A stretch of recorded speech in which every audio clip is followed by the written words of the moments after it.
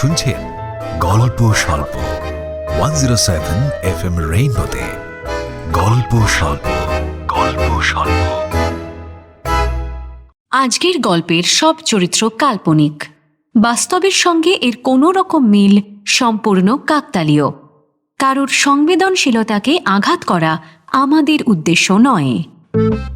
107 FM রেইনবোর গল্প স্বল্পতে আজ শুনবেন জিৎ দত্তর লেখা কবিতা, চাউমিন আর একটুখানি প্রেম। জিৎ দত্তর জন্ম 6 নভেম্বর 1989 দক্ষিণ 24 পরগনা জেলার অন্তর্গত বোড়ালে। স্কুল জীবন কেটেছে বোড়াল হাই স্কুলে। পরবর্তীকালে পদার্থবিদ্যায় স্নাতক ও নরেন্দ্রপুর রামকৃষ্ণ মিশন থেকে স্নাতকোত্তর পাশ করেছেন।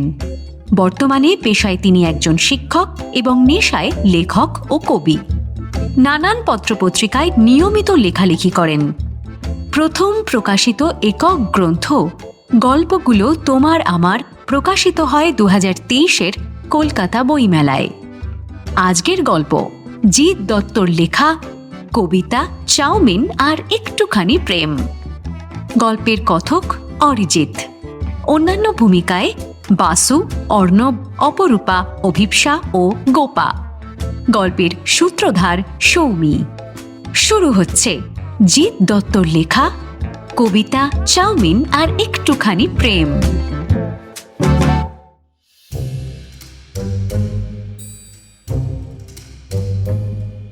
আমার মেজদা শ্রী গবাক্ষরঞ্জন চাকলাদারকে চেনে না এমন লোক আমাদের এই শহরতলিতে খুঁজে পাওয়া ভার। ছাত্র জীবনে মেজদা রীতিমতো বিখ্যাত, বা বলা ভালো কুখ্যাত ছিল আমাদের এই এলাকায়। সে কারণে এখানে ফল চুরি হোক, অথবা ক্রিকেট খেলতে গিয়ে কারোর জানলার কাঁচ ভাঙাই হোক, অথবা পিসিমার Z+ সিকিউরিটিতে রাখা আমের আচার চুরি হোক, সব কাজেই মেজদা ছিল একেবারে সমান সিদ্ধহস্ত। দূর, কারোরই আমার ভালো গুণগুলো কখনোই চোখে পড়ে না। আসলে এই সকল বদগুণের পাশাপাশি আমার একটা পরোপকারী নেচারও ছিল, যার জন্য আমাকে সবাই খুব ভালোবাসে। ঠিক আছে, এখনো। হ্যাঁ, তবে মেজদা এখন অনেক বদলে গেছে। স্কুল জীবনে একবার এবং কলেজ জীবনে পরপর 3 বছর 3 রমণী দ্বারা প্রতারিত হওয়ার পর মেজদা পর্যায়ক্রমে আশিক, রোমিও এবং সবশেষে কবি হয়ে বসেছে। না মানে এই বাতিক, মানে থোড়ি প্রতিভাটা ওর আগেও ছিল, কিন্তু বর্তমানে ব্যাপারটা একেবারে বাড়াবাড়ি রকমের বেড়েছে। সারা দিন আবোল তাবোল কবিতা লিখে পাতার পর পাতা নষ্ট করছে। মাথায় বাবরি চুল রেখেছে, সব সময় একেবারে পাঞ্জাবি পায়জামা পরে। চোখে পাওয়ার নেই, তবু একটা কালো ফ্রেমের মোটা চশমা বানিয়েছে।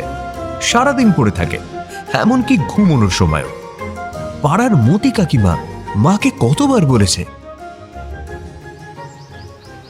দিদি, মেজো ছেলেটা তোমার চোখের সামনে খ্যাপাটে হয়ে যাচ্ছে, ওর একটা বিয়ে দাও দেখি, দেখবে সব মতিগতি কেমন ঠিক হয়ে যাবে। মা বাবা যে ব্যাপারটা নিয়ে গুরুত্ব দেয়নি তা নয়, কিন্তু মেজদার ওই এক কথা, বিনা যুদ্ধে নাহি দিব সুচগ্র মেদিনী। মানে উপমাটা হয়তো ঠিক মতো হলো না। আসলে মেজদার উক্তি অনেকটা এইরকমই, বিনা প্রেমে না নিব লাইফে কোনো রমণী। বাবা মা তাই এখন এক প্রকার হাল ছেড়ে দিয়েছে। আমি না একবার লুকিয়ে মেজদার কবিতা দুটো লাইন পড়েছিলাম, বুঝলেন? লাইন দুটো এইরকম: আমার বেঁকা ল্যাম্পপোস্ট ধরে তুমি ঝুলেছিলে বাদুরের মতো, এখনো বুকে লেগে আছে তোমার দেওয়া ক্ষত। কবিতার নাম সে তো আরো মারাত্মক, পাতলা প্রেম। বিশ্বাস করুন, সেই দিন থেকে আমার মারাত্মক লুজ মোশন শুরু হয়। দুদিন সারাদিনের বেশিরভাগ সময়টা আমাকে বাথরুমেই কাটাতে হয়েছিল। উফ, কি ভয়ঙ্কর! মাত্র 2 লাইনে যদি এই অবস্থা হয়, পুরো কবিতাটা পড়লে যে কি হতো সে আমি ভাবতেই পারছি না। জাস্ট যাই হোক, আমি তারপর থেকে আর মেজদার কবিতার ধারে কাছে যাই না। অবশ্য এতে মেজদাও খুব খুশি। ও বলে যে আমার কবিতা বোঝা সবার সাধ্য নয়, ওর জন্য ভেতরে একটা কবি কবি মন লাগে। তা থাক ওর কবি মন নিয়ে, আমি আমার পেট নিয়েই খুশি। তো এই গেল আমার মেজদার কথা। আমার এই গল্পে মেজদা ছাড়াও আরো একটা ইম্পর্টেন্ট ক্যারেক্টার আছে, সেটা হলো আমার বন্ধু ভোলু। ভোলু সহজ সরল ছেলে, এখনো ওকে ওর মা খাইয়ে দেয়। ভোলু আমার সঙ্গেই এক কলেজে পড়ে, অত্যন্ত সুবোধ বালক, সারাদিন লেখাপড়া করে, তাও পরীক্ষায় খুব একটা ভালো রেজাল্ট করতে পারে না। ভোলুর উচ্চতা হলো 5 ফুট 2 ইঞ্চি, ওজন 97 কিলো। মাত্র 3 কিলোর জন্য ভোলুর এখনো সেঞ্চুরি হয়নি, তা নিয়ে ওর মার মানে মতি কাকিমার মনে দুঃখের শেষ নেই। ভোলুর চোখে হাই পাওয়ারের চশমা, মাথায় একেবারে পেতে আঁচড়ানো শীতে করা চুল। ভোলু আমার ছোট্টবেলার বন্ধু, আমরা একসঙ্গে স্কুলে যেতাম, এখন কলেজও একসঙ্গে, একসাথে টিফিন খাই। যদিও ভোলু প্রাণ দিয়ে দেবে, তবু কাউকে এক টুকরো টিফিন দেবে না, এটা সেই ছোট থেকেই। পুজোয় ঠাকুরও দেখতে যাই আমরা, চড়কের মেলায় যাত্রা শুনতে যাই। একটু বোকা হাবা হলেও ভোলুর মনটা কিন্তু বেশ ভালো, তাই ওর ওপর আমাদের বাড়ির সকলেরই একটা অপত্য স্নেহ আছে, এমনকি মেজদারও আছে। মেজদার ওকে ভালো লাগার আর একটা কারণ হলো যে ভোলুই একমাত্র মেজদার কবিতার ধৈর্যবান শ্রোতা। মেজদার সমস্ত কবিতা ভোলু একেবারে মন দিয়ে শোনে, আর শোনার পর প্রতিবার একটাই রিপ্লাই দেয়, চমৎকার। তাই এতেই মেজদা একেবারে খুশিতে গদগদ হয়ে যায়, আর আমায় বলে, দেখেছিস, এই হচ্ছে সত্যিকারের সমজদারের পরিচয়। তোর গোবর ভরা মাথায় সব ঢুকবে না। আমি কোনো উত্তর দিই না, শুধু আশ্চর্য হয়ে ভাবি যে সত্যি ছেলেটার কি ডাইজেশন ক্ষমতা। তো এখন এই ভোলুকে নিয়ে হয়েছে বিপদ। বিপদ মানে সে একেবারে সাংঘাতিক বিপদ, সে আর কি বলবো। বাবু প্রেমে পড়েছেন। ব্যাপারটা অবশ্য আমি প্রথম ডিসকভার করি। কদিন ধরেই দেখছিলাম যে বাবু ক্লাসে কেমন যেন অমনোযোগী। সেদিন আবার কি হয়েছে, মেজদার কবিতা শুনেও চমৎকার বলল না। আর সব থেকে মারাত্মক ব্যাপার ঘটল সেদিন, যেদিন ভোলু টিফিন খাওয়ার সময় ওরানা চাউমিনের 1/4 আমার টিফিন বাক্সে দিয়ে দিল। আমি তো চমকেই উঠেছিলাম, নিজেকে সামনে নিয়ে বললাম, কি হলো রে, ভালো লাগছে না খেতে? উত্তরে যা পেলাম বললে বিশ্বাস করবেন না, আমি আরেকটু হলে মাথা ঘুরেই পড়ে যেতাম। ভোলু আমাকে বলল, না রে, চেহারাটা দিন দিন মোটা হয়ে যাচ্ছে, এবার একটু ওজন কমাতে হবে। তার মানে ভোলু হেলথ কনসিয়াস হওয়ার কথা বলছে? ভোলু? আমি তো নিজের কানকে বিশ্বাসই করতে পারছিলাম না। মানে এটা কি করে সম্ভব? মাংস ছাড়া যেমন বিরিয়ানি কল্পনা করা যায় না, টক জল ছাড়া যেমন ফুচকা কল্পনা করা যায় না, পোস্ত ছাড়া যেমন বিউলির ডাল কল্পনা করা যায় না, তেমনি চর্বিলেস 6 প্যাক ভোলু। না না না, এ কখনো সম্ভব নয়, এটা হতে পারে না, এ একবারে প্রকৃতি বিরুদ্ধ ব্যাপার। কি বলছিস রে? কদিন থেকে এই তোকে না কেমন শুকনো শুকনো লাগছে। তোর ওজনও এই কদিনে প্রায় 50 গ্রাম কমে গেছে। এই কি হয়েছে ভাই, সত্যি করে বলতো। আমি জানতাম জানেন যে আমার কথায় চিড়ে ভিজবে, আর ঠিক চিড়ে ভিজল। সান্ত্বনা পেয়ে আমাদের কচি প্রেমিক হু হু করে, একেবারে হু হু করে নিজের প্রেমের উপাখ্যান আমার সামনে তুলে ধরলেন। আর ভোলু যেটা বলল সেটা শুনে আমার চক্ষু তো চড়ক গাছ। আমি আমি প্রেমে পড়েছি। কি? কার? ওই বুলটির। ভোলু আমাদের বুলটির প্রেমে পড়েছে। কি সর্বনাশ ব্যাপার বলুন তো। না, এখানে তো বুলটির একটা সংক্ষিপ্ত পরিচয় দেওয়া সেটাও প্রয়োজন আছে।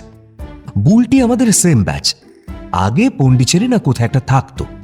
ওর বাবা এক্স মিলিটারি ম্যান, বেশ গম্ভীর, একেবারে রাশভারী মানুষ। বুলটিও অনেকটা ওর বাবার মতনই। সুন্দরী বলে আবার বেশ অহংকার আছে মেয়ের। প্রথম দিন আমাদের ব্যাচের ডাক সাইটে মস্তান বগা, সে বুলটির সঙ্গে গায়ে পড়ে বন্ধুত্ব করতে গেছিল। প্রথমে বুলটি ওকে তেমন পাত্তাই দিচ্ছিল না। পরে বগা বুলটির হাতটা ধরে টান মারায় বুলটি একেবারে বগার ডান গালে এমন এক ঘুষি মেরেছিল, সে কি বলবো। এই ঘটনার পর থেকে আমাদের ব্যাচের অন্যান্য ছেলে যাদের বুলটিকে দেখে একটু আধটু প্রেম পেয়েছিল, তারাও বুলটিকে দেখতে পেলে মুখ লুকিয়ে পালাতো। এমনকি অন্যান্য মেয়েরাও বুলটির নাম নিয়ে আমাদেরকে শাসাতো। বুলটির বেস্ট ফ্রেন্ড শম্পা, সে তো আবার সেদিন আমাদের বন্ধু নির্মাল্যকে বুলটির ভয় দেখিয়ে ওর টাকায় কলেজ থেকে ফেরার পথে 20 টাকার ফুচকা খেয়েছে। তো মোদ্দা কথা হলো যে ব্যাচের সব ছেলেদের মধ্যে যে বুলটিকে নিয়ে এত ত্রাস, তারই কিনা প্রেমে পড়েছে ভোলু। আর মেয়ে পেল না প্রেমে পড়ার মতন। এমন আশ্চর্য অঘটন কিভাবে হলো সেটা জিজ্ঞাসা করায় ভোলু আমায় যা বলল। সেদিন আমি অফ পিরিয়ডে স্কুলে লাইব্রেরিতে গেছিলাম বই পড়তে। তা বই পড়ে যখন ফেরত আসছি, ঠিক সেই সময় বুলটি লাইব্রেরিতে ঢুকছিল বই জমা দিতে। ব্যাস, সামনাসামনি ধাক্কা। মানে এ তো সেই টোটাল বাংলা ফিল্মের সিকোয়েন্সের মতো ব্যাপার। তোর ওই ওয়েট ধরে রাখার ক্ষমতা বুলটি নেই ভাই। হ্যাঁ, ফলে ডিসব্যালেন্সে বুলটি সোজা লুটিয়ে পড়ে মেঝের ওপর। না না, স্লো মোশনে নয়, একেবারে ধড়াম করি। তারপর চারপাশে ছড়িয়ে পড়ে ওর হাতের বইগুলো। আর আমিও ও বাবা গো বলতে বলতে আর টলতে টলতে কোনো মতে পড়ে গেলাম বুলটির থেকে একটু দূরে। এর ওপর পড়লে এই প্রেম কাহিনী শুরু হওয়ার আগেই শেষ হয়ে যেত, কিন্তু ভাগ্যের ফেরে বুলটি অচিরেই সংজ্ঞা হারায়। আমারও অজ্ঞান হওয়ার কথা ছিল, কিন্তু ঠিক সেই সময় আমাদের লাইব্রেরির সন্তোষী ম্যাম নিজের কোকিল কণ্ঠে কাক চিৎকার করে ওঠায় আমার আর ঠিক অজ্ঞান হওয়া হয়ে ওঠেনি। আশেপাশে ছেলে মেয়েদের ভিড় জমে গেছে ততক্ষণে। সন্তোষী ম্যাম বুলটির মুখে জলে ছিটে দিতে শুরু করে দিয়েছে, কিন্তু উপস্থিত ছেলেদের মধ্যে কারোরই বুকের পাটা নেই যে বুলটিকে তুলে বেঞ্চে শোয়ায়। এতক্ষণে আমি কোনো রকমে দেওয়াল টেওয়াল ধরে দাঁড়িয়েছি। একদিকে ছেলেরা সব হাত গুটিয়ে দাঁড়িয়ে আছে, আর একবার ওর মুখের দিকে, আরেকবার বুলটির মুখের দিকে দেখছে। আর অন্যদিকে সন্তোষী ম্যাম কাঁই কাঁই করছে দেখে আমি আর সহ্য করতে না পেরে নিজেই পাঁজা কোলে করে তুলে নিই বুলটিকে।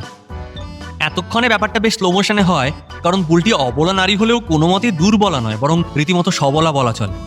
বুলটিকে কোলে নিয়ে ধীরে ধীরে উঠে দাঁড়াই, মুখে একটা হিরো হিরো ভাব নিয়ে। বুলটিও সিনেমার বাধ্য প্রেমিকার মতন লুটিয়ে আছে আমার বুকে। পুরো অস্কার পাওয়ার মতন দৃশ্য। ধীরে ধীরে বুলটির মুখটা সোজা ঢুকে যায় আমার বুকে, আর ঠিক সেই মুহূর্তেই ওরে বাবারে বলে এক লাফ মেরে বুলটি নেমে পড়ে আমার কোল থেকে। ওরে বাবারে, তুই হ্যাঁ, সমবেত জনগণ একেবারে বুঝতে পারে যে বিষেই বিষক্ষয় হয়েছে। এতক্ষণে আমিও অনেকটা সামলে উঠেছি। মেঝেতে ছড়িয়ে থাকা বুলটির বইগুলো তুলে নিয়ে ওর হাতে দিয়ে বললাম, এই নাও তোমার বই। বুলটির মনে তখন কি চলছিল কে জানে।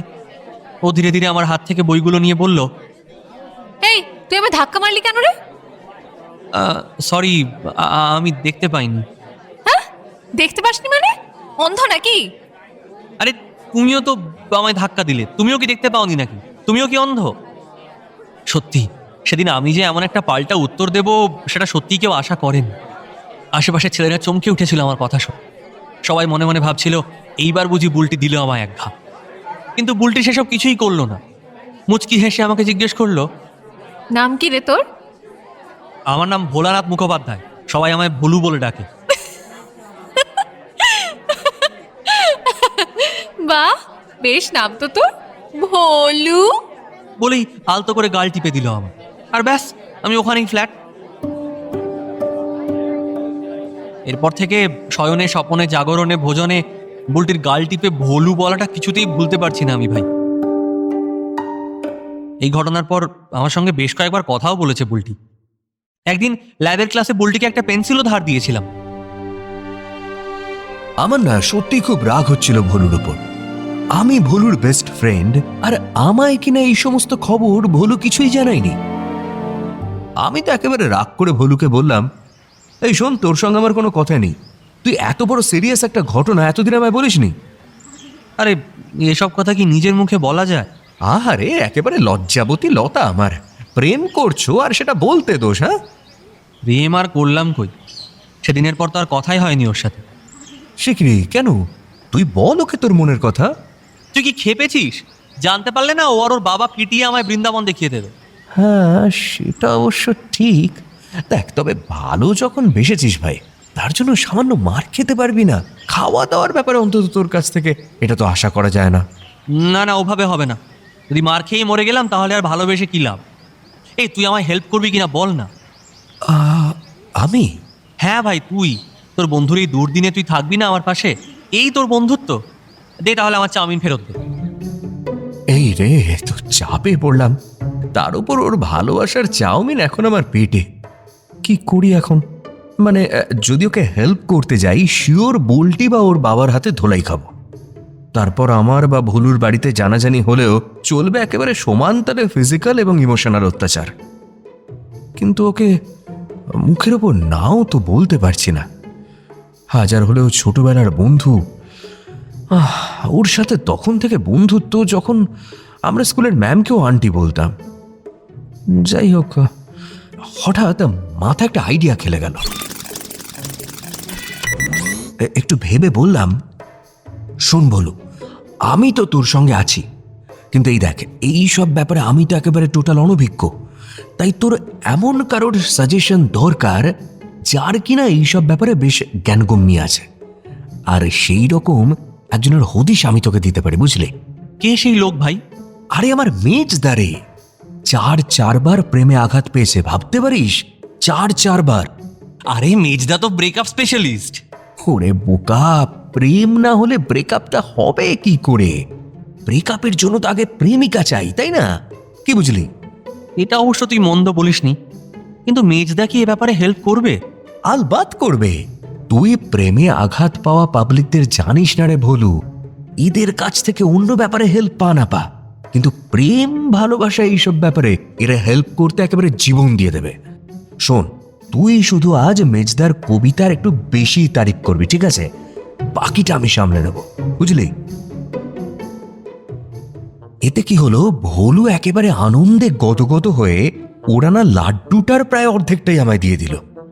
আমি তো একেবারে 4 পরনাই অবাক হলেও সেই মুহূর্তে লাড্ডুটা মিস করতে চাইছিলাম না। তাই তাড়াতাড়ি সেটাকে মুখে পুড়ে চিবোতে চিবোতে মনে ভাবলাম যে ব্যাপারটা কিন্তু সত্যি খুব সিরিয়াস। আমি মেজদার ঘরের বাইরেই অপেক্ষা করছিলাম। ঘরে মেজদা ভোলুকে নিয়ে নতুন কবিতা, যার নাম হাহুতাশ, সেইটা শোনাচ্ছে। এই সময়টা আমি মেজদার ঘরে যাওয়ার রিস্ক কোনো মতে নিই না। বলা তো যায় না যে কখন কি দুর্ঘটনা ঘটে যায়। একটু পরে ভোলুর গলায় একটা উচ্ছ্বসিত প্রশংসা শুনে বুঝলাম যে সংকট কেটে গেছে। আমি এবার দরজার আড়াল থেকে বেরিয়ে এসে মেজদার ঘরে ঢুকলাম। ভোলু তখনও মেজদার কবিতার একটা ভূয়সী প্রশংসা করে যাচ্ছে। মেজদার মুখে উচ্চ মার্গের হাসি। আমি আবার ওই মেজদার লেখার টেবিলের সামনে রাখা চেয়ারটাতে গিয়ে বসলাম। মেজদা, বলছি যে ভোলুর না তোমার একটু সাহায্যের দরকার, বুঝলে? ও তোমায় নিজের মুখে বলতে লজ্জা পাচ্ছে। আমার সাহায্য? হ্যাঁ, তা বেশ, বল না, এতে লজ্জার কি আছে? Anything for Bholu. আমি তখন ভোলুকে বললাম যে সব কথা খুলে বলতে। ও লজ্জা পাচ্ছে দেখে আমি সমস্ত কথা মেজদাকে খুলে বললাম। মেজদা একেবারে গভীর মনোযোগ দিয়ে সমস্ত কথাটা শুনল। তারপর ভোলুর দিকে তাকিয়ে বলল, প্রেম? এই তোরা সেদিনে ছোঁড়া তোরা প্রেমের বুঝিস কি রে? হ্যাঁ শুনি, এই সেদিনে তোদের নাক টিপলে দুধ বের হতো। না আসলে, তা আমার কাছে কিরকম সাহায্য লাগবে শুনি? না মেজদা, তুমি তো আসলে কবি মানুষ, অনেকবার প্রেমে আঘাত। শোনো না, মানে আসলে তুমি তো আমাদের থেকে অনেক সিনিয়র, তাই আমরা চাই যে তুমি এই ব্যাপারে আমাদের একটু মার্গদর্শন করো। আসলে এইসব ব্যাপার তোমার মতো কবিরা তো ভালো বোঝে না, সেই জন্যই। কথাটা শেষ করে আমি ভোলুর দিকে কটমট করে তাকালাম। আরেকটু হলেই একেবারে কেচিয়ে দিচ্ছিল। ও বেটা জিভ বের করে এমন একটা বোকা বোকা হাসি দিল, মেজদার মুখ দেখে মনে হলো বাবু সন্তুষ্ট হয়েছেন। তোর প্রবলেমটা হচ্ছে তুই তোর মনের কথা বলতে পারছিস না। এই না পারার পিছনে অনেকগুলো কারণ কাজ করছে। 1, বুলটির মারকুটের স্বভাব, 2, বুলটির মিলিটারি বাবা যে জানতে পারলে তোকে বিপদে ফেলতে পারে। আর 3, তোর নিজের বাড়িতে জানতে পারলে গন্ডগোলের কেস। কিন্তু এসবের মধ্যেও আমি একটা খুব ছোট্ট প্লাস পয়েন্ট দেখতে পাচ্ছি। এর মধ্যে আবার প্লাস পয়েন্ট কি আছে মেজদা? বাবা, আছে আছে, ভুলে গেলি? লাইব্রেরির মধ্যে সবার সামনে বুলটি হেসে ভলুর গাল টিপে দিয়েছিল। তার মানে কি? কি মানে কি? আরে ওইটাই তো, যে মেয়ে চাইলেই ভলুকে পিটিয়ে পাট করে দিতে পারতো, সে হঠাৎ আদর করে গাল টিপলো মানে কুছ কুছ হতা হে। এইবারে একটু আশার আলো দেখতে পেয়ে ভলু একেবারে নড়ে চড়ে বসলো, আর মেজদা বলল, এই দাঁড়া দাঁড়া দাঁড়া, এখনই এত নাচার কিছু নেই। এটা শুধুই এখনো অবধি একটা সম্ভাবনা মাত্র। তবে ওই যে কথায় আছে না, where there is a will there is some সম্পত্তি। তুই এক কাজ কর ভলু, মনের কথা বেশি চেপে রাখলে পেটে গ্যাস হয়। তাই আমার কথা যদি শুনিস তাহলে বলবো তুই বলেই দে। মেয়েরা সাহসী ছেলে খুব পছন্দ করে, বুঝলি?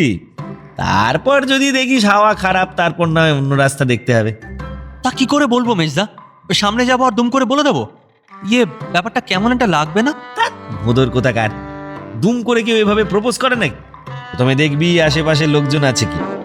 এটা ফর সেফটি পারপাস। লোকজনের সামনে মেয়েরা সমঝে চলে, বাঁচানোর লোক থাকবে আশেপাশে। এরপর হাঁটু গেড়ে বসে হাতে ফুল নিয়ে মুখের সামনে ধরবি। যদি প্রথমেই ফুলটা অ্যাকসেপ্ট করে নেয় তাহলে তো কেল্লা ফতে হয়েই গেল। আর যদি নাও নিতে চায় তাহলে মন খুলে বলে দিবি তোর মনের কথা। আর তাও না নিলে একটু কান্নাকাটি করবি, দেখবি তখন আর ফুল না নিয়ে পারবে না। কিন্তু মেজদা, বুলটি যা দজ্জাল মেয়ে, যদিও ভলুকে মেরে দেয় তখন তো মানে যাকে বলে গিয়ে একেবারে ফুল প্রেস্টিজ পাংচার। এই অত প্রেস্টিজ করলে আর প্রেম করতে হবে না তোকে। আরে প্রেম করতে হলে একটু নির্লজ্জ হতে হয় বই কি। আর কি বেশ বললি যেন, দজ্জাল, তাই না? হ্যাঁ, ওরে আমার প্রথম প্রেমিকা তোর বুলটির থেকে অন্তত 10 গুণ বেশি দজ্জাল ছিল রে। সেই তাকেও যখন হাঁটু গেড়ে বসে হাতে গোলাপ নিয়ে প্রপোজ করেছিলাম না, তখন সেও হ্যাঁ বলতে বাধ্য হয়েছিল। তারপর কি হলো? তারপর আর কি, বেশ কিছুদিন চললো আমাদের প্রেম। তখন কলেজ, তোদের মতনই বয়স, সদ্য যৌবন, বেশ ভালোই লাগছিল প্রেম করতে জানিস।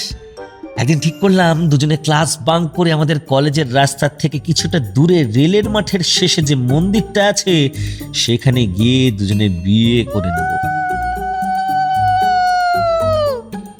অবশ্য এখন ওই সিঁদুর দিয়ে অল্প করেই বিয়ে হবে, যেমন ওই সিনেমা টিনেমাতে হয় আর কি।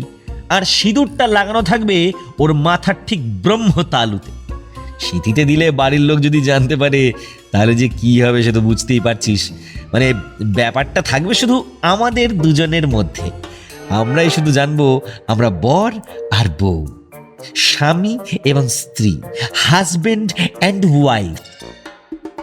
পুরনো স্মৃতির মন্থন করে মেজদার চোখটা যেন ছলছল করে উঠল। তারপর কি হলো? তারপর আর নেই। সেই বিয়ের দিন সেও আর এলো না, বিয়েও আর হলো না।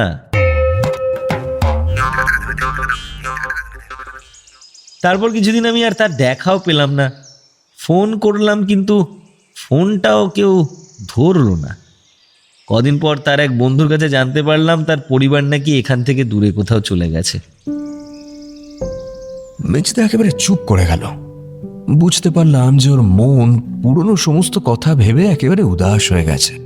আমরাও চুপ করে গেলাম। কোনো মহাপুরুষ বলেছে কিনা জানি না, যে না বলে থাকলে আমিই বলছি, যে ওই অতীত প্রেমের স্মৃতি অনেকটা বুকে জমে থাকা সর্দির মতন রে পাগলা। খানিকক্ষণ চুপ থেকে মেজদা আবার হঠাৎ গলা ছেড়ে আবৃত্তি করে উঠল। প্রেম এভাবেই হারায় আর প্রেমিক মাছি তাড়ায়। আমার পেটের ভেতরটা আবার মোচড় দিয়ে উঠল। মেজদা ধীরে ধীরে উঠে বাগানের দিকে হাঁটা লাগালো। বুঝতে পারলাম যে ওরা এখন কবিতা পেয়েছে। এই পুরনো প্রেমের ব্যথার সঙ্গে এই কবিতা পাওয়ার সম্পর্কটা মানে মারাত্মকভাবে সমানুপাতিক। যেতে যেতে আবার একটু ঘুরে দাঁড়ালো মেজদা। তারপর ভলুকে উদ্দেশ্য করে বলল, তুই এগিয়ে যা ভলু, আমি তোর পিছনে আছি।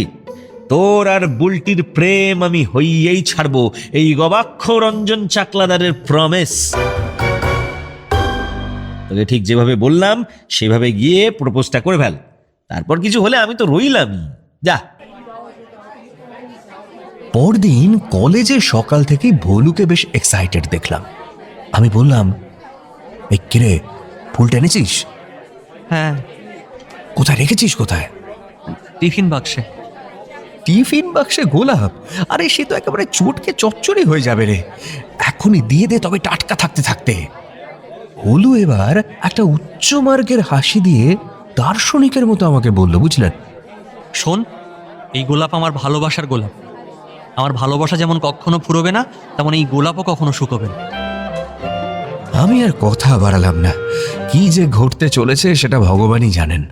তো টিফিনের সময় প্রতিদিনের মতো সবাই ক্লাসরুমের বাইরে চলে গেলে ভলুও নিজের টিফিন বক্স নিয়ে বসতেই আমি গিয়ে বললাম, তোর না লজ্জা লাগা দরকার, বুঝলি তো? তোর তো এখন বুলটিকে প্রপোজ করার কথা, আর তুই এখন টিফিন খেতে বসলি। একেবারে দারুণ লজ্জার ব্যাপার। হলু এক খাবলা চাউমিন মুখের মধ্যে চালান করে দিয়ে আমাকে বলল, দাঁড়া না ভাই, যাচ্ছি তো। এত তাড়াহুড়ো করলে হয় নাকি? না খেলে শরীরে আর মনে বল পাবো কি করে? হ্যাঁ, তুই ওই শরীর আর মনের বল বৃদ্ধি কর। এদিকে শম্পার কাছে আমি শুনলাম যে বুলটি এইচওডিকে বলে আজ টিফিনে বাড়ি চলে যাচ্ছে, ওর বাড়িতে কি একটা দরকার আছে। এই শুনে ভলুর খাওয়া গেল থমকে। তারপর ঠিক ওই খাপ থেকে তলোয়ার বের করার স্টাইলে ও টিফিন বক্সের চাউমিনের তলা থেকে বের করে আনলো একটা গোলাপ। তার পাপড়ি থেকে ঝুলছে চাউমিনের সুতো, পাতায় আর ডাঁটায় লেগে টমেটো সস। আমি এতক্ষণে ভলুর ওই না শুকিয়ে যাওয়া প্রেমের রহস্যটা বুঝলাম। ফুলটা প্লাস্টিকের। Now I am ready to propose Bulti. দুজনে তাড়াতাড়ি ক্লাসরুমের বাইরে এসে দেখলাম যে বুলটি পিঠে ব্যাগ নিয়ে মেন গেটের দিকে এগোচ্ছে। আমাকে কিছু বলার সুযোগ না দিয়ে ভলু এক দৌড়ে একেবারে বুলটির সামনে গিয়ে হাঁটু গেড়ে বসে পড়ল। ভ্যাচ করে একটা শব্দ হলো। বুঝলাম ভলুর শার্টের কাপড় আর এই অত্যাচার সহ্য করতে না পেরে অবশেষে দেহ রেখেছে। কিন্তু আমাদের নায়ক তো তখন মরিয়া হয়ে উঠেছে, কোনো দিকে তার কোনো খেয়াল নেই। প্রেম প্রেম ভাব নিয়ে তিনি তখন তাকিয়ে নায়িকার দিকে, আর আশেপাশে উপস্থিত সকলের চোখে তখন অগাধ বিস্ময়। মারাত্মক কিছু যে একটা ঘটতে চলেছে সেটা অনুমান করে থমথমে হয়ে গেছে চারিপাশের পরিবেশও। আকাশে বাতাসে একটা অসম্ভব নিস্তব্ধতা। আমাদের নায়িকার চোখেও অপার কৌতূহল। অবশেষে নীরবতা ভেঙে ফুলটাকে নায়িকার নাকের কাছে তুলে ধরে আমাদের নায়ক বলে উঠল, এই বুলটি, তুই কি কিছু বুঝতে পারছিস? বুলটি ফুলটাকে ভালো করে পর্যবেক্ষণ করে বলল, আপাতত শুধু একটা প্লাস্টিকের গোলাপ ফুল দেখতে পাচ্ছি, যাতে কিছু চাউমিনের টুকরো লেগে আছে, আর সেটা থেকে কেমন একটা টকসা টকসা গন্ধ ছাড়ছে। আরে না না, সেসব নয়। আচ্ছা, আমার চোখে কি তুই কিছুই দেখতে পাচ্ছিস না? হ্যাঁ, পাচ্ছি তো। কি নোংরা রে ভলু, সকালে উঠে চোখ ধুস না? আরে না না, প্রেম প্রেম। আমার চোখে তুই প্রেম দেখতে পাচ্ছিস না বুলটি? ও বাবা, প্রেম! মরে যাই। তা কার উপরে এত প্রেম উথলে উঠছে শুনি? তুই জানিস না? না, আমায় প্রেম নিবেদন নিষিদ্ধ। জানি তো, কিন্তু মন যে মানে না রে বুলটি। Bulti, I love. বাক্যটা শেষ হলো না এই বাক্য। তার আগেই এক বেদম আঘাতের চোটে ভলুর ওই ৯৭ কিলোর দেহটাও শূন্যে উঠে একটু দূরে গিয়ে আছাড় খেয়ে পড়ল।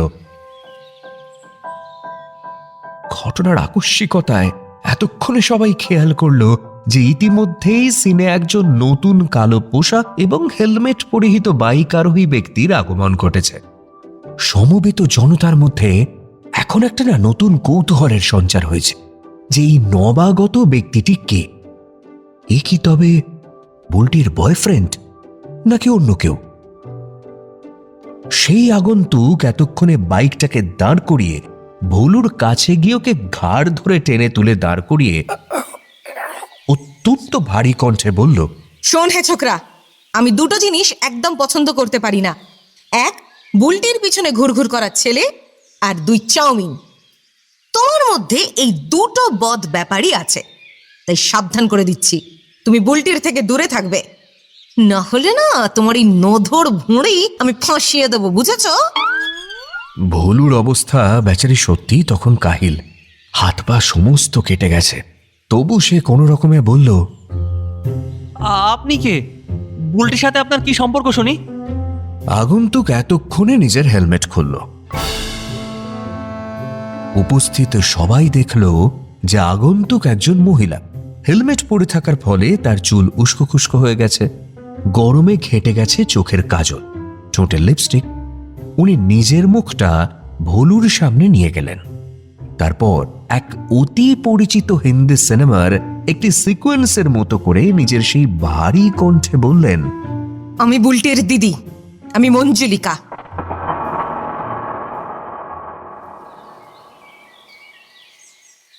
হাঁটুর কাছে আয়োডিনটা লাগাতেই একরকম কোকিয়ে উঠল ভোলু। ও বাবা গো, কি জ্বালা করছে গো, আমি আর বুলটির ধারে কাছে যাব না গো। এ তো দজ্জাল দিদি বোনের থেকেও এক কাঠি উপরে যায় গো। মেজদা ভোলুর মাথায় হাত বুলিয়ে বলল, আহা হা হা গো, এসব কি কথা ভোলু? একবার প্রেমে পড়েছ মানে আর তো তোমার নিস্তার নেই। আর মেরেছে তো কলসির কানা, তা বলে কি প্রেম দেব না? মোটেই কলসির কানা নয় মেজদা। যে শটটা ভোলুকে মেরেছিল না, তাতে বুলটির দিদিকে রীতিমতন মারাদোনা বলা চলে। একেবারে তুলোধরা করে ছেড়ে দিয়েছ গো আমাদের ভোলুটাকে। মেজদা দুজনকেই একটা ধমক দিয়ে বলল, এই ফালতু বকিস না তো। প্রেম করব অথচ মার খাবো না, হার্ট ব্রেক হবে না, গার্লফ্রেন্ডের পিছনে পয়সা খরচ করব না, এরকম বললে চলে নাকি? হ্যাঁ, প্রেম করা কি অতই সহজ নাকি শুনি? সবে তো মেয়ের দিদি মেরেছে, এরপর মেয়ের বাবা আসবে, তারপর পাড়ার রোমিও দাদা এসে ভলুকে পেটাবে, তারপর সবশেষে গিয়ে ভলু খাওয়া দাওয়া ছেড়ে দেবে বুলটিকে পাওয়ার জন্য। তখন গিয়ে বুলটির মনে ভালোবাসা জাগবে। এত কিছুর পর তবে গিয়ে না মিলন? এতই সোজা নাকি সবকিছু? হ্যাঁ, তাহলে এখন কি হবে মেজদা? বুলটির দিদি তো আমাকে ওর ধারে কাছে যেতে বারণ করে দিয়েছে। দেখ, বুলটির দিদি তোকে আঘাত করলেও বুলটি কিন্তু তোকে কিছু বলেনি। তার মানে এটা ধরে নেওয়া যেতেই পারে যে বুলটিরও এতে অল্প অল্প সম্মতি আছে। এবার এটাও হতে পারে বুলটি কিছু করার আগেই ওর দিদি এসে ওর কাজটা করে দিয়েছে। মানে এখানে বুলটির মনের কথাটা জানা খুবই দরকার। তুই এক কাজ কর, তুই তোর মনের অবস্থা নিয়ে ওকে একটা চিঠি লেখ, আর সেখানে ওর মতামত জানতে চা। যদি ওর মত আছে দেখিস, তাহলে তো হয়েই গেল। আর না হলে ওই আগের যে যে স্টেপগুলো বললাম সেগুলো একে একে ফলো করতে হবে। চিঠি লেখার কি দরকার? একটা মেসেজ করে দিলেই তো হয়। ব্যাপারটা একটু কম রিস্কের হতো। না, হয় না। এই তোদের জেনারেশনের দোষ, বুঝলি? সব কিছুই রেডিমেড চাই। ওরে, প্রেমপত্তরের ফ্লেভার টেক্সট মেসেজে কি পাওয়া যায়? আর টেক্সট মেসেজ দিলে সেটা বুলটি পড়বে কিনা সে নিয়ে সন্দেহ আছে, কিন্তু লাভ লেটারটা পড়বেই। যতই কড়া ধাতের মেয়ে হোক, লাভ লেটারের কৌতূহল দমানোর ক্ষমতা ওর নেই। বলু, তুই আমার কথা শোন, আজই একটা লাভ লেটার লিখে ফেল, তারপর স্কুলে বা অন্য কোথাও বুলটিকে ডেকে সেই চিঠিটা দিয়ে দে, কেমন? কিন্তু কি লিখবো মেজদা? আরে সেটাও কি আমি বলে দেব নাকি? তোর মনের দুঃখ, কষ্ট, ভালোবাসা এসব উজাড় করে লিখবি সেই চিঠি। সাথে জুড়ে দিবি কবি গবাক্ষরঞ্জন চাকলাদারের একটা কবিতার লাইন। এটা বলেই আমি আমার সেই প্রথম প্রেমিকাকে ইমপ্রেস করেছিলাম রে। ওগো কঠিন প্রেমিকা, আর কত থাকবে একা একা। বাকিটা আমি আর শোনার রিস্ক নিলাম না। মুড়ি মুড়ি করে উঠে দৌড় লাগালাম।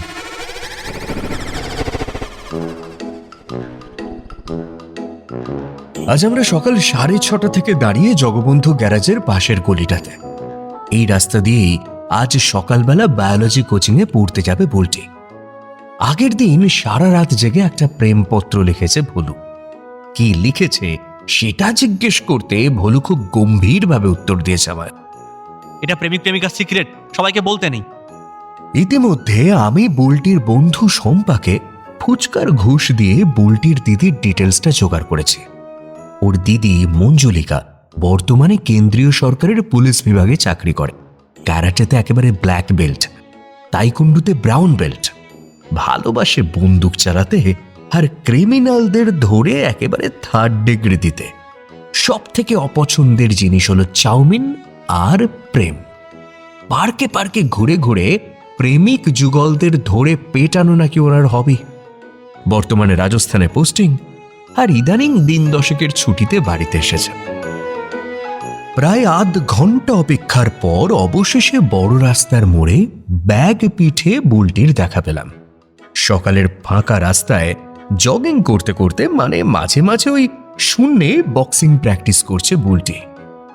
একটু কাছাকাছি আসতেই আমি ভোলুকে সামনে ঠেলে দিলাম শহীদ হওয়ার জন্য। এইবার ভোলুকে দেখে প্রথমে একটু হকচকিয়ে গেল বুলটি। তারপর কোমরে হাত দিয়ে দাঁড়িয়ে আপাদমস্তক ভোলুকে নিরীক্ষণ করে বলল, আবার কি চাই শুনি? সেদিন দিদির হাতে মার খেয়েও শিক্ষা হয়নি না, আবার বিরক্ত করতে চলে এসেছিস? বুলটি, আমি জানি আমি তোর থেকে অনেক দুর্বল, অনেক কম স্মার্ট, আর আমার এই লেখাপড়া কোনো কিছুতেই খুব একটা ভালো ছেলে নই। কিন্তু তা বলে আমি এমন ছেলেও নই যে তোকে বারবার বিরক্ত করব বা তোর পেছন পেছন ঘুরবো। আমি আজ শুধু একটা কথা জানতে তোর সামনে এসেছি, সেটা জানা হয়ে গেলে আর কখনো তোকে বিরক্ত করব না। সেদিন তোর দিদি আমাকে মেরেছিল ঠিকই, কিন্তু আমি তো তোকে আমার মনের কথা বলেছিলাম। সেদিন কিন্তু তোর কাছ থেকে কোনো উত্তর আমি পাইনি। আমি আজ শুধু তোর উত্তরটা জানতে এসেছি। এমন একটা উত্তর সত্যি এক্সপেক্ট করেনি বুলটি। ওর চোখে এতক্ষণ ধরে লেগে থাকা কৌতুক ধীরে ধীরে মিলিয়ে গেল। তার জায়গায় ভেসে উঠল একটা অবদমিত অনুরাগ। চিবুকে ফুটে উঠল নারীত্বের একটা লাল আভা। খানিকক্ষণ ভোলুর দিকে তাকিয়ে থেকে ধীরে ধীরে মাটির দিকে চোখ নামালো বুলটি। তারপর গলাটা একটু ঝেড়ে নিয়ে বলল, দেখ ভোলু, আমি জানি তুই আর 5টা ছেলের থেকে আলাদা, খুব ভালো মনের মানুষ তুই। তাই আমি চাই না আমার দ্বারা তোর কোনো রকম কোনো বিপদ বা ক্ষতি হোক। এইসব প্রেম ভালোবাসা এগুলো আমার জন্য নয় রে। আমার বাবা দিদি কেউ এইসব কিচ্ছু পছন্দ করে না।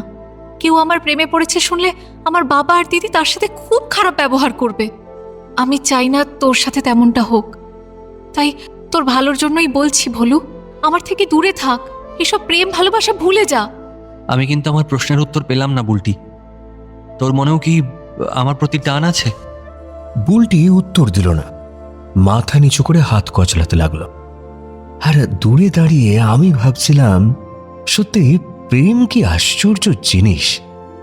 একদিকে ভোলুর মতন শান্ত ছেলেও কেমন ভয়টরহীন মরিয়া হয়ে উঠেছে, অন্যদিকে বুলটির মতো একটা বাঘা মেয়েও আজ কেমন লজ্জায় অবনত হয়ে অধোবদনে দাঁড়িয়ে আছে।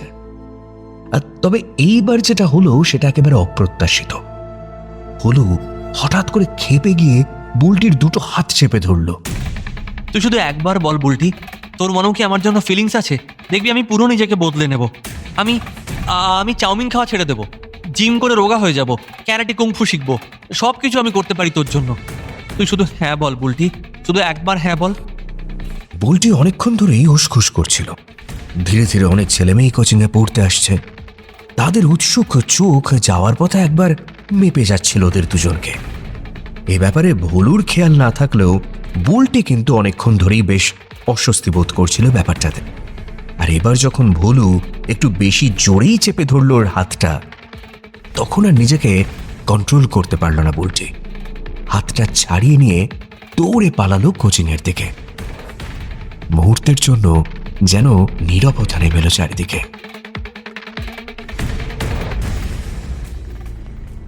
ভোলু প্রথমে ব্যাপারটায় একেবারে হকচকিয়ে গেছিল। তারপর হুঁশ ফিরতে মাথা নামিয়ে কান্নাটাকে যতদূর সম্ভব চেপে দৌড় দিল বাড়ির দিকে। যাওয়ার সময় পকেট থেকে বের করে ছুঁড়ে ফেলে দিয়ে গেল ওর লেখা চিঠি। আমি এগিয়ে এসে চিঠিটা তুলে বুলটির পেছনে দৌড় দিলাম।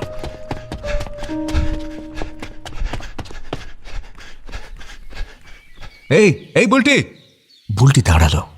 ওর চোখেও তখন তীব্র একটা অপরাধ বোধ ফুটে উঠেছে।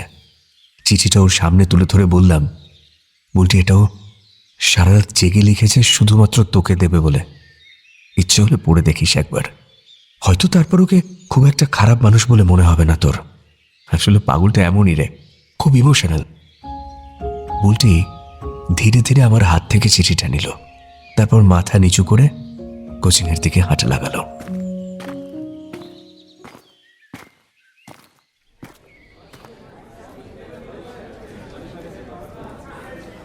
আমি আর মেজদা বসে আছি জেলা হাসপাতালের 27 নম্বর ঘরে। ভোলু কাল থেকে কিছু না খাওয়ার ফলে রাতের দিকে অজ্ঞান হয়ে গেছিল। তখনই সঙ্গে সঙ্গে ওকে হাসপাতালে নিয়ে আসা হয়। আমরা ব্যাপারটা জানতে পারি সকালবেলায়। জানতে পেরেই আমি আর মেজদা একেবারে ছুটে এসেছি। এখন বেলা 10টা বাজে। ভোলু বিছানায় শুয়ে, আমি আর মেজদা ওর পাশে বসে আছে। ডাক্তারবাবু অবশ্য বলেছেন যে ভয়ের কিছুই নেই, ওর আসলে একদম না খেয়ে থাকার অভ্যেস নেই, তো তাই অজ্ঞান হয়ে পড়েছিল। অন্য আর কোনো সমস্যা ভুলুর নেই। তবু আজকের দিনটা ডাক্তারবাবু ওকে অবজারভেশনের জন্য রেখেছেন। ভোলুর বাবা মা একটু আশ্বস্ত হয়ে এখন বাড়ি গেছেন ওকে আমাদের জিম্মায় রেখে। মেজদার থাকতে না পেরে ভোলুর কানটা সজোরে মুলে দিয়ে বলল, আরে হতভাগা, তোর লজ্জা করে না? হ্যাঁ, শেষে কিনা একদিন না খেয়েই অজ্ঞান হয়ে গেলি। আমি এরকম কত না খেয়েছিলাম জানিস? টেস্টিজ ফেস্টিজ সব মাটিতে মিশিয়ে দিলে হতচ্ছাড়া। আমি চমকে মেজদার দিকে তাকালাম। ভোলু না খেয়ে আছে সেটাও রাগের কারণ, নাকি বাড়াবাড়ি কিছু হয়ে যায়নি সেটাই ওর আসল রাগের কারণ, সেটা বুঝতে চেষ্টা করলাম। ভোলু অনুশোচনা মেশানো গলায় উত্তর দিল, কি করব? আরে কিন্তু তুই না খেয়েছিলি কেন ইডিয়েট? একটা মেয়ে চলে গেছে বলে কেউ খাওয়া দাওয়া ছাড়ে নাকি? ছি ছি ছি ছি ছি। আমাকে দেখ, আমাকে দেখ, 4-4বার প্রেমে ঘা খেয়েছি, তাও কি এসব করতে গেছি? তার জায়গায় নিজের সব ব্যথা ঢেলে দিয়েছি সাহিত্যে, আমার কবিতার মধ্যে। কিন্তু আমি কোথায় ঢালবো মেজদা? ফুট কাটি আমি। তুই খাওয়ায় ঢেলে দে, ওটা তোর একেবারে হাইলি এক্সপোজড ট্যালেন্ট, বুঝলি? তুই এবার বুলটিকে ভুলে যা ভোলু, তুই শুধু তোর খাওয়াতে ফোকাস কর। আমি দেখেছি তোর মধ্যে হজম করার একটা সহজাত ক্ষমতা আছে। হ্যাঁ, সে আর বলতে। এখানে এই ট্যালেন্ট থাকলে এরকম কত বুলটি ফুলটি গুলটি আসবে আর যাবে, দেখবি। কিন্তু তুমি যে বলেছিলে বুলটির মনে আমার জন্য ভালোবাসা জাগবে। এবার আরে কিন্তু তার আগে তো অনেকগুলো স্টেপ ছিল মরকট। মাঝখান থেকে স্টেপ জাম্প করলে কি করে হবে শুনি? এ কি কেসিনাগের অ্যালজেব্রা নাকি? তাহলে কি আর কোনো উপায় নেই? না, আর কিছু করার নেই, সব শেষ। কিন্তু মেজদার কথা শেষ হতে না হতেই ঘটে গেল একটা আশ্চর্য ঘটনা। ঝড়ের মতন দরজা ঠেলে ঘরে ঢুকলো বুলটি। তারপর মাত্র এক মুহূর্ত একটু থমকেই হাউ হাউ করে কাঁদতে কাঁদতে ঝাঁপিয়ে পড়লো ভোলুর বুকের উপর।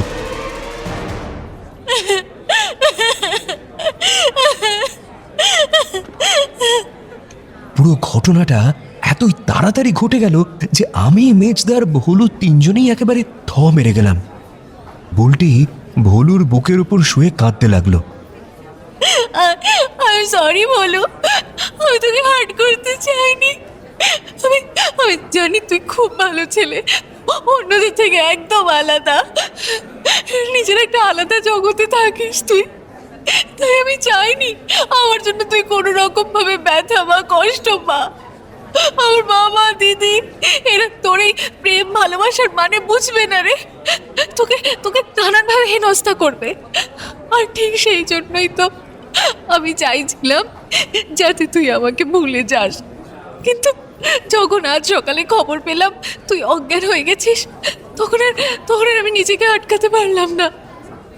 জানিস, কাল রাতে তোর চিঠিটা পড়ে আমি খুব কেঁদেছি, খুব কেঁদেছি। আমি এত কিছু লুকিয়ে আছে তোর ভেতরে, আমি সত্যি বুঝিনি রে বলো। এত ভালোবাসিস তুই আমায়।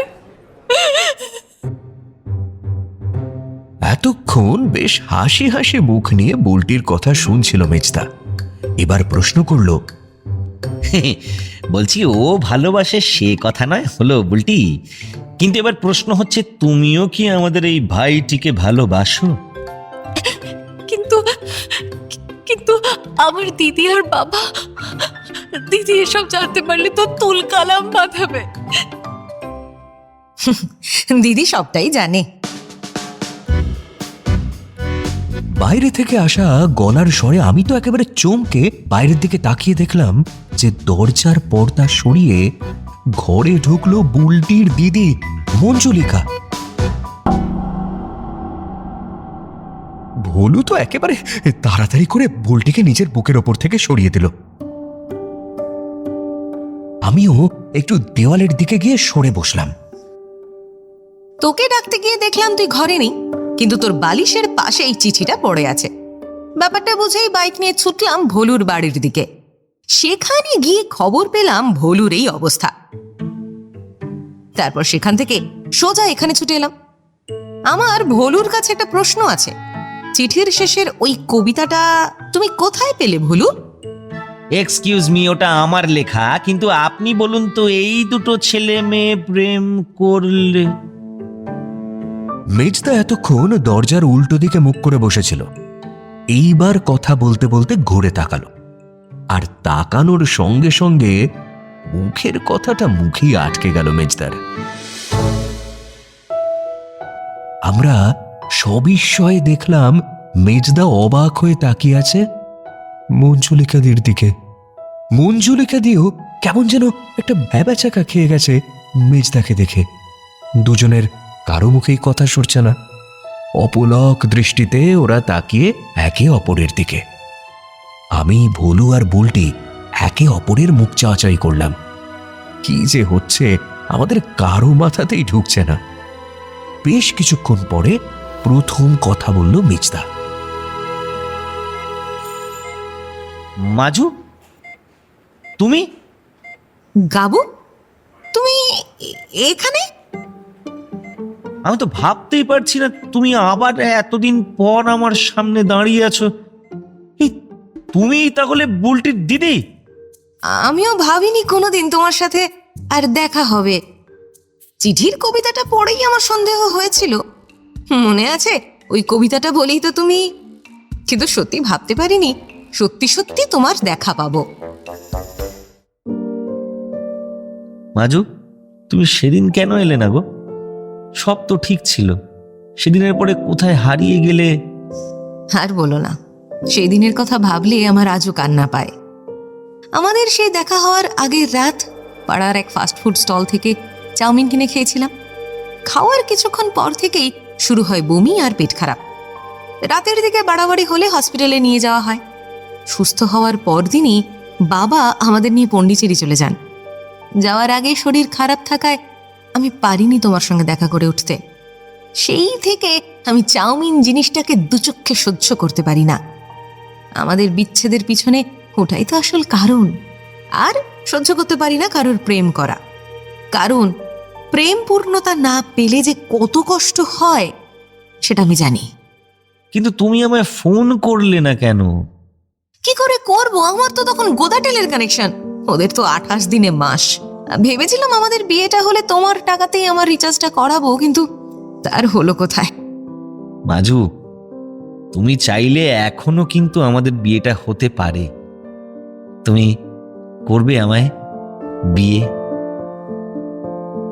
মেজদা এগিয়ে এসে মঞ্জুলিকাদির হাতটা ধরল।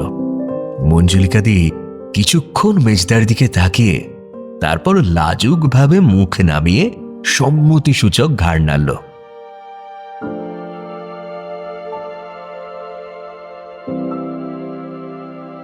আমি আর থাকতে না পেরে একেবারে হাততালি দিয়ে উঠলাম। তাহলে আমাদের ব্যাপারটা কি হবে মেজদা? মঞ্জুলিকাদি হেসে বোল্টির হাতটা ভোলুর হাতে দিয়ে বলল, কোনো চিন্তা নেই ভোলু, আমি তো এখন শুধু বুলটির দিদি না, তোমাদের বৌদিও। সুতরাং ঠাকুরপোর জন্য এইটুকু তো আমি করতেই হবে। কোনো চিন্তা নেই, তোমরা এখন মন দিয়ে লেখাপড়া করো, বাকি ব্যাপারগুলো আমি সামলে নেব। এর পরের ঘটনা সংক্ষিপ্ত। মেজদা আর মঞ্জুলিকাদের বিয়ের প্রস্তুতি চলছে, এতে বাড়ির সবাই খুব খুশি। অন্যদিকে ভলু আর বুলটিও একেবারে চুটিয়ে প্রেম করছে। এদিকে বুলটির প্রেমের গুণেই হবে ভলুর ওজন একেবারে সেঞ্চুরি পার করে ফেলেছে। তাতে মতি কাকিমা যার পরনাই খুশি। মুদ্রা কথা, সব কিছু বেশ ভালোই চলছে। আমিও আজকাল মেজদার কবিতাগুলো দিয়ে পার্ট টাইমে লোকেদের কোষ্ঠকাঠিন্যের চিকিৎসা করে চলেছি। তাতে আমার যা ওই 2 পয়সা ইনকাম হচ্ছে তা হয়তো মন্দ নয়। ইদানিং পয়সারও বেশ খানিকটা বেড়েছে। এইবার প্রশ্ন হচ্ছে যে কেন আমি এই গল্প আপনাদের শোনাতে গেলাম। আসলে উদ্দেশ্য একটাই, জানেন তো, যদি এই গল্প শুনে কেউ উৎসাহিত হয়, যদি মেজদা আর ভলু পারে, তাহলে তোমরাই বা পারবে না কেন শুনি?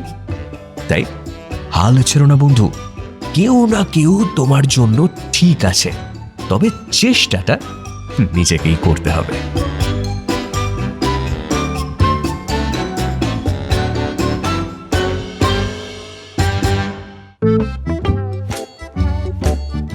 ওয়ান সেভেন FM রেইনবোর গল্প স্বল্পতে আজ শুনলেন জিৎ দত্তর লেখা কবিতা চাউমিন আর একটুখানি প্রেম। গল্পের কথক অরিজিৎ, ভলু অর্ণব, বুলটি অপরূপা, কথকের মেজদা শ্রী গবাক্ষ চাকলাদার বাসু, বুলটির দিদি মঞ্জুলিকা অভিপ্সা, ভলুর মা মতি কাকিমা গোপা, গল্পের সূত্রধার সৌমি, সমগ্র পরিকল্পনা ও পরিচালনা শুভদা, সহকারী পরিচালক পায়েল চ্যাটার্জি। শুনলেন গল্প স্বল্প, শুধু রেডিওতে নয়, গল্প স্বল্প শুনুন ইউটিউবেও। প্রতি রবিবার রাত 9টায় শুনুন নতুন গল্প আমাদের অফিসিয়াল ইউটিউব চ্যানেল আকাশবাণী কলকাতায়।